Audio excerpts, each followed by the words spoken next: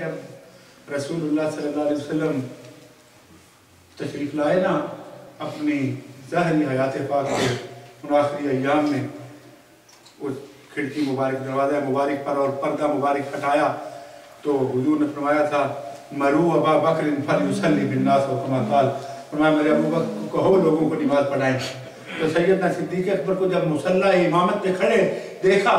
तो सरकार इतने खुश हुए, सहाबा फरमाते हैं कि हुजूर के दंदाने मुबारक से नूर छिन छिन के बाहर निकलने लगा। फरमाते हैं किस बात पर?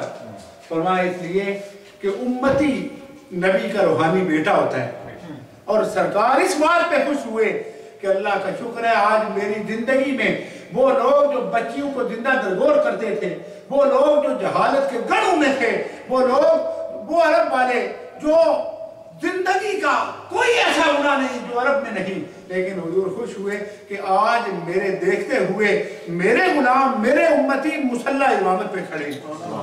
मुस्तफा करीम सल्लल्लाहु अलैहि वसल्लम के इमामत के मुसल्ले पे खड़े हैं। किसी बाप के लिए सबसे बड़ी खुशनसीबी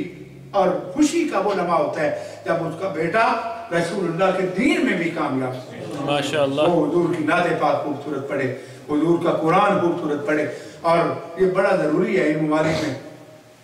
अल्लाह करीम नबी पाक सल्लल्लाहु अलैहि वसल्लम के नवासों का सदका हमारी औलादों को भी दीनदार कराए। अब मैं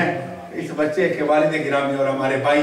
हमारे इस मस्जिद के जो फाउंडर हैं, जो हमारे भाई हाजी नवाज साहब और हाफिज अब्दुल्ला साहब और ये जितने हमारे दोस्त हाजी शहबाज साहब, ये हाजी दोस्त मोहम्मद साहब, चौधरी साहब और साहब सारे बैठे हुए हैं,